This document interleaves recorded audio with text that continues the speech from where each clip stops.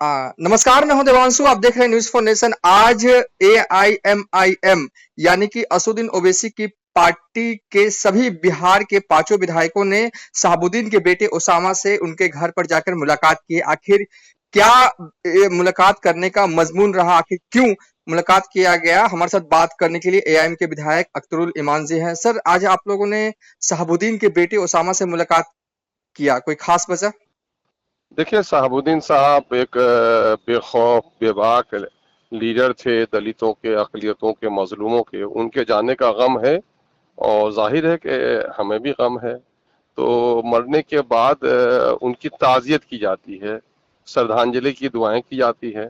और हम लोग वक्त पर नहीं आ सके और बीच में खबर लिए तो ओसामा जी दिल्ली में थे और अभी पटना आना हुआ। सभी विधायक हम लोग थे यहाँ पर और सोचे कि जाकर के वो सोगवार घराने को जाकर हम लोगों को तसल्ली भी दें, मरने वाले के मगफिरत की दुआ करें। इसी काम के लिए हम लोग आए हुए थे। हम्म।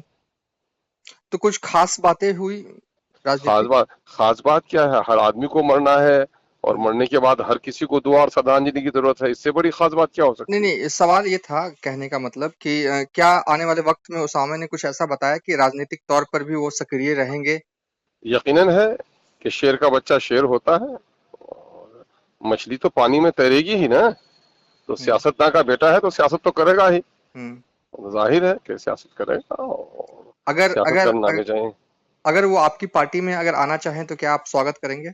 अब भाई पार्टी में तो कोई, आप बताइए तो कि किसी की पार्टी में कोई आना चाहे तो रोकने का कोई, तो वो कौन सियासी पार्टी हुई? है ना? हर हम्म। सियासी पार्टी चाहती है कि मेरे यहाँ लोग आए, हम्म। हम उसका इस्तकबाल करें, उसका स्वागत करें, हम्म। अच्छे लोग हमारे दरमियान में आए, तो सभी लोग करते हैं। हम्म। लेकिन ये मौका हमारे लिए नहीं था।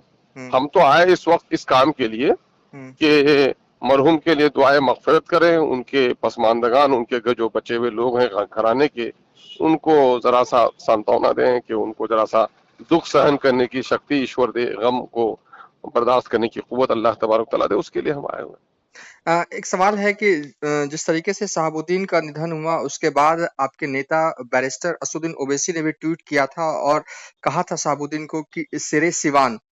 जिस हैं। तरीके से उसके बाद सियासतें हुई, उनका जो शव था, पार्थिव शरीर जो था, वो बिहार नहीं लाया गया, दिल्ली में ही दफनाया गया। उसके बाद जब उनके कब्रिस्तान में जब वो कर रहे थे, उनके बेटे परमिशन मांग रहे थे कि उनकी जो कब्र है उसे पक्का का बनाया जाए, तो उस पे भी मनाही कर दी गई। इस पर क्या कहेंगे? जाहिर है, मैं समझता हूँ कि अगर दूसरे लीडर होते तो शायद उनको बिहार आने से नहीं रोका जा सकता। ये दरअसल अक़लियतों के और दलितों के लीडरों के साथ तो हमेशा अनदेखी होती है। हम्म। तो मुझे लगता है कि ये भी एक अनदेखी हुई है, एक अनदेखी हुई है। हम्म। अहमद साहब ने हाँ। ये कहा नहीं कि हुआ। नहीं, जाहिर है कि हम लोगों ने इस वक्त इन मौजू पर उनसे बात करना ज्यादा मुनासिब नहीं समझा। लेकिन जाहिर है कि वो जो भी फैसला लेंगे, तो उन्होंने इशारे इशारे में कहा कि अम्मा भी उनकी हैं, गम में हैं, गम से निकलेंगी तो कोई मजबूत फैसला वो करेंगे, करना चाहिए उनको। चलिए, न्यूज़ फोर नेशन से बातचीत करने के लिए बहुत-बहुत शुक्रिया अख्तरुल इमान जी। बहुत बहुत धन्यवाद आपका।